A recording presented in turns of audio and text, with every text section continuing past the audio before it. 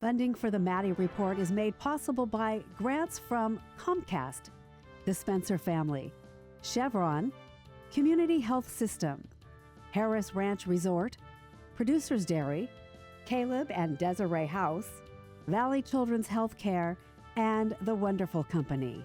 Additional support provided by from the Maddy Institute, the Public Policy Institute for the Valley's public universities. This is the Maddy Report with Executive Director of the Maddy Institute, Blake Zanti. Welcome to the Maddy Report. Today we'll be discussing the importance of California's snowpack with Kyle Greenspan from the Public Policy Institute of California. Kyle previously joined us on the program to discuss headwaters and wildfire. Kyle, thanks again for joining us on the Maddy Report today. Great to have you back on the program. Thanks so much for inviting me to come back on the show. Well, let's dive into our discussion. Could you tell us a little bit about your work with the Public Policy Institute of California and why you're interested in studying California's snowpack?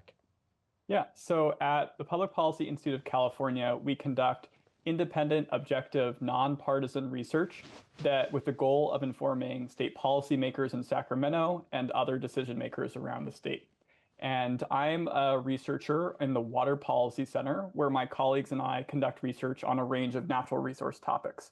So that includes things like management of drought and floods, management of groundwater and agricultural lands, and forests and wildfires. And my focus at the Water Policy Center is on headwaters. These are the landscapes that provide most of the water supplies around the state. I previously came on the show to talk about wildfire issues on these headwater landscapes, and today we're going to be talking about snowpack in these headwater landscapes. And snowpack is a really interesting topic because it relates to so many of the other things that we care about, including water supply, flooding, and wildfires. I became interested in snowpack topics prior to joining PPIC when I conducted research about changes that we expect in southern Sierra Nevada snowpack. Those are the mountains directly above Fresno and the rest of the San Joaquin Valley. Now, Kyle, there's been a lot of news lately about the warm temperatures rapidly melting the snowpack. Why has the snowpack become such an important topic? Yeah, so in short, this year we have seen in California and throughout the rest of the western United States a much smaller snowpack than typical. And so far across California this year, the amount of precipitation we've received, that's the snow and rain combined, has been near normal. But the difference is that unusually warm temperatures that we've had has led more of that precipitation to fall as rain instead of snow, and it has caused the snow that did fall to melt faster and earlier than usual. And these changes are significant because the beginning of April is historically the time of peak snowpack in California. And the week of April 1st this year saw snowpack at just 18% of its normal amount. And that is the second lowest mark on record for this time of year in California. These low snow conditions that we are experiencing are basically, they foretell what we have already started to anticipate about the future, which is that we are going to be seeing diminished snowpack conditions like this and more years like this extremely low snowpack year that we are seeing now in the coming decades. As this shift to diminished snowpack occurs, we expect that floods will become more difficult to control and water supplies will become tighter in some years. And the conditions we're experiencing this year are not limited to just California. Watersheds throughout the western United States that feed the Colorado River Basin are experiencing some of their lowest snowpack levels on records as well. Thank you. Up next, we'll discuss in more detail what California snowpack is. This is the Maddy Report. Welcome back. Before the break, we heard that low snow conditions this year are part of a broader trend towards a diminished snowpack. Now let's talk more about why the snowpack is important. Kyle Greenspan from PPIC, thanks for joining us on the report today. For people who may not know or are unfamiliar, can you explain what water reservoirs are and their importance to California? Yeah, so water reservoirs, and the reservoirs specifically held behind dams in our state, are essentially man-made lakes that help us store water. You can think of these reservoirs as well as the different channels that move water around our state as part of California's water grid, just like we have an electricity grid. And these reservoirs help us store water during wet times, like the winter when we receive all this precipitation, into dry times, such as the summer season when we use much of that water. This storage applies within the year, like I described, but also between years, from really wet years to when we have really dry years and don't receive as much water or precipitation. There are about 12 major reservoirs very large reservoirs in the state, and hundreds of smaller reservoirs. And the purpose of these reservoirs varies, but some of the purposes include water supply, flood control, recreation, hydroelectricity generation, and releases of water to protect water quality and fish. Some of our largest reservoirs in the state actually perform all of those functions. And Snowpack is a reservoir just like the reservoirs behind our dams. It is, in fact, our state's largest reservoir, containing about 70% as much water in the snowpack at the start of spring on average as all the state's other major reservoirs combined. So this water storage service that the snowpack provides helps take the pressure off of downstream dams and reservoirs. And Kyle, can you tell us more about how the snowpack helps take the pressure off dams and reservoirs, kind of like you were just talking about, downstream? Yeah. So to start off with, in the winter and spring, all this precipitation falls in, much of the precipitation falls in the mountains. And when that precipitation falls in as snow, that snowpack basically locks up that water or holds it in the mountains, so it doesn't all rush down to the downstream dams and reservoirs at once. Also, later in the spring, when we receive more rain, but there's still snowpack on the ground, the snowpack helps hold on to more of that water and distribute it slowly over the snowmelt season. This is an important service that Snowpack provides because for a couple reasons. First of all, this basically water storage service helps prevent floods because we want to slowly release that water instead of releasing all of the water that comes in every storm at once. So preventing floods is one really important function of this service. It also, Snowpack helps take the pressure off of downstream dams and reservoirs by basically refilling these reservoirs slowly over the dry season. And this is really important because those reservoirs behind dams don't have enough storage alone to meet all of the downstream demand over multiple dry years. And Kyle, you mentioned that water reservoirs help during dry seasons. How much does a state like California, who seems to have many dry seasons, rely on water reservoirs? Yeah, so let me put this reliance on reservoirs into like more concrete terms from this past year. The year that we're experiencing right now. So we have low snow conditions this year, and because of that, reservoirs will not get much replenishment in the remaining spring and summer months. And since reservoirs are not being replenished, the amount of water that we can carry over at the end of this summer into the next year will be more limited. And with that limited amount of carryover storage, it means we're more likely to feel the effects of this year's low snowpack on water supply in the next year, rather than right away this summer. And how heavily does California rely on the snowpack nowadays? And are there any other benefits that the snowpack provides beyond just water supply and flood control? Yeah, absolutely. That's a good question. So there are two other main types of benefit that snowpack provides beyond water supply and flood control. The first of these is that the slow, steady inflow of water into the reservoirs that snowpack provides during the snowmelt season also is creating the slow, steady runoff throughout the forest. And that creates or allows soils to retain more moisture, and it ensures that trees are not too water stressed during the summer months. And that helps improve the resilience of our forest to pests as well as wildfire. Now, the other benefit provided by snowpack beyond water supply and flood control is about a different aspect of the water, which is the temperature. These inflows to dams and reservoirs are very cold. And that's important because we want lots of cold water to be stored at the bottoms of these reservoirs so that reservoir operators can release those cold water flows during the summer, because species in the rivers downstream, like steelhead and like salmon, are very temperature sensitive, and they need these cold water flows in order to survive the hot summer months. Thank you. We're going to take another quick break and we'll be right back after this. This is the Maddy Report. Welcome back to the Maddy Report. Kyle Greenspan with PPIC just explained why California's snowpack is important. Now we're going to talk about the changes we're seeing in the snowpack. Kyle, you mentioned in a recent blog post that snowpack is becoming a less reliable reservoir. Can you tell us more about what that means and why is that happening? Yeah. So when we say snowpack is becoming a less reliable reservoir, we really mean that there's just going to be less snow overall, and so snow is going to be storing less water.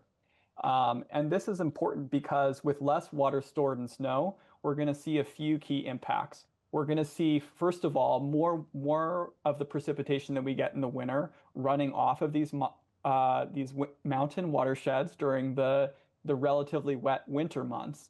And when dams are relatively full, they may have to release some of that water earlier. And this could create increased flood hazard. This is also going to create some impacts because in the dry season, because as reservoirs get less inflow during the dry season, we're likely to see tighter supplies in some years. And as for why there is going to be less snow, the main culprit is warming temperatures. Warmer temperatures cause more precipitation to fall as rain instead of snow, and they also cause earlier snowmelt. And Kyle, could you tell us a little bit more about the shift from snow to rain and earlier snowmelt? Yeah, so I think here a visual might be super helpful. So here we are looking at the amount of water stored in snow over the course of a year. The blue line represents what snowpack water storage looked like historically, while the orange and the red lines represent what we think snowpack water storage will look like in the future. And snowpack begins accumulating in the late fall and early winter. And this is the left side of the three colored lines. Historically, snowpack peaks around April 1st. That's the top of the blue line, and then melts slowly through the spring and early summer. We can see the shift from snow to more rain most clearly in the peaks of these three colored lines, which decrease and shift from blue to orange to red as we get further in the future. So less water stored in snow in the future. We can also see the shift to earlier melt most clearly in the right side of the three colored lines, which are moving left or earlier in the year as we get farther into the future. So not only are we going to have less water stored in snow overall, but we're also going to see this earlier melt. Okay, so in sum, less water will be stored in the snow overall, and the snowpack will melt earlier. What are some of the effects of these changes? Yeah, so we see effects in all of the areas that snowpack provides benefits. So to start off with, I already mentioned this a little bit, but we're going to see impacts in seasonal storage. So because snowpack is holding onto less of that water that falls in the winter, more of that is going to arrive at downstream dams and reservoirs earlier. When they're full, and these particularly in wet years, they may have to release some of this water earlier. And if we are not able to move that water to somewhere for storage, this may create flood hazards that we don't experience right now with larger snowpacks. We are also going to probably see lower dry season inflows. And this is, as I said earlier, important because these reservoirs depend on those dry season inflows to supplement the amount of water they were able to store at the start of the dry summer season when we use most of that water. The second major impact we're expecting to see is impacts on wildfire. So because we're not seeing as much snowmelt later in the spring and the very early part of the summer, that means that our forests are going to dry out earlier, and that creates conditions for more severe wildfires. And lastly, we're also going to see impacts in terms of the temperature of the water that these reservoirs can release. Because there is less cold water coming into those reservoirs in the summer months, they're not going to be able to release as many of those cold water flows that some fish species downstream need. Thank you. We'll be right back to wrap up our conversation with Kyle Greenspan. This is the Maddy Report. Welcome back. Kyle, thanks again for joining us on the program today. Before you go, I want to help our viewers understand how we can prepare for these changes we were just discussing previously a little bit more. Before the break, you mentioned a lot about the future changes we expect in the snowpack, but how do we know these changes will occur? Yeah, so that's a great question. While we cannot predict the future and we don't know exactly what's going to happen, we do have tools that allow us to estimate the range of possible future outcomes. And climate models are one of these important types of tools. And whereas weather is the individual temperature, rain, and wind events that we all experience every day, climate is the aggregate trend in all of these weather events over many years. And scientists are able to represent the different systems of the Earth, things like what is happening in the atmosphere and what is happening in the ocean with computer models. And then once we have models that estimate the current and historical conditions really well, we can change one small part of those models, such as the amount of climate warming gases emitted from cars, power plants, and other sources that are in the atmosphere.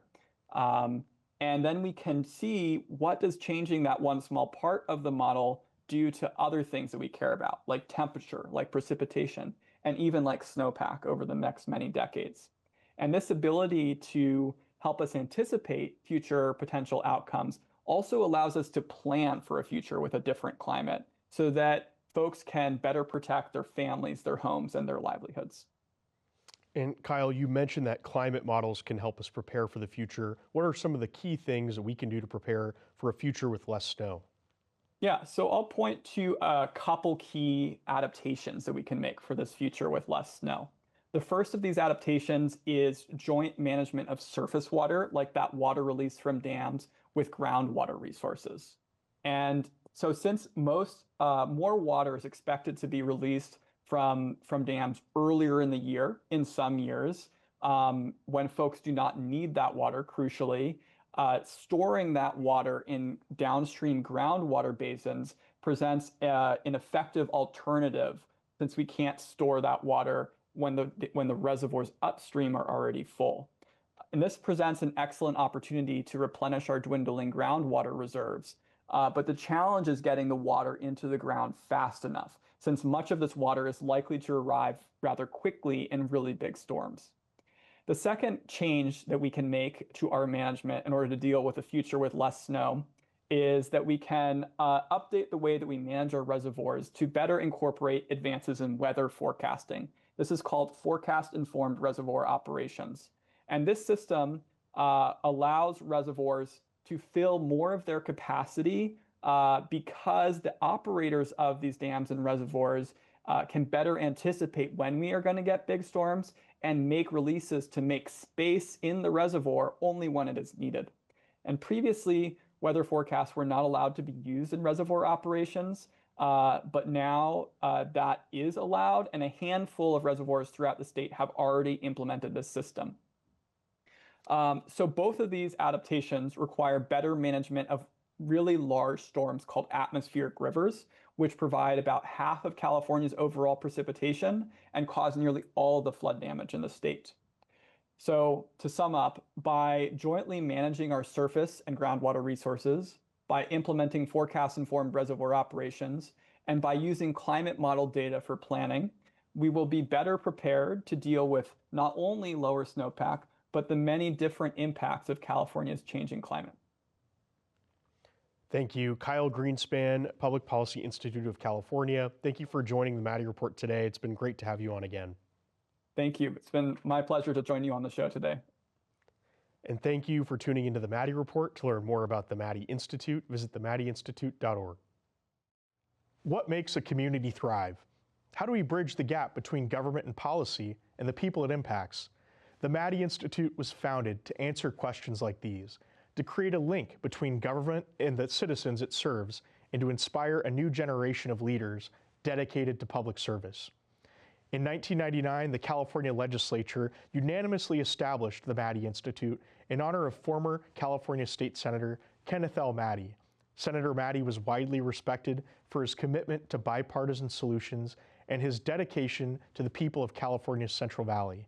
Known for his ability to work across the aisle, Senator Maddy believed that effective government begins with respectful dialogue, evidence-based policy, and a commitment to the common good. Today, the Maddy Institute continues his legacy. Our mission is threefold. 1, to promote more effective and inclusive government. 2, to encourage civic engagement. And 3, to conduct research on key issues impacting the Central Valley. Through these efforts, we aim to educate, inspire, and empower the next generation of public servants and community leaders. One of the most impactful ways we fulfill this mission is through our internship programs. Each year, the Maddy Institute provides opportunities for students from the Central Valley to work in legislative offices, both in Sacramento and Washington, D.C., as well as local government agencies. These internships give students real-world experience in policymaking, allow them to see government in action, and help them build the skills they need to make a difference in their communities. But the Maddy Institute isn't just for students. Through our civic engagement programs, we create opportunities for everyone to participate in the political process. From community forums to workshops, we bring people together to discuss important issues facing the Central Valley, like water management, air quality, economic development, and education.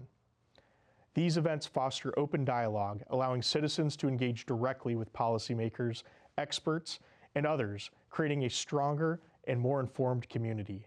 And to ensure the public stays informed, the Maddy Institute produces the Maddy Report, a weekly public affairs broadcast that covers the latest issues impacting California. Each episode features interviews with lawmakers, journalists, and subject matter experts, providing insights and analysis on topics that matter to our region. Whether it's understanding new legislation or exploring solutions to local challenges, the Maddy Report is a trusted source of information for those who want to stay engaged. At the heart of everything we do is a belief that good governance requires an informed and engaged public. From nurturing young leaders to fostering dialogue, the Maddy Institute is dedicated to creating a future where the people of the Central Valley can thrive. Join us as we continue Senator Maddy's legacy. Together, we can build a brighter future, one informed and engaged citizen at a time.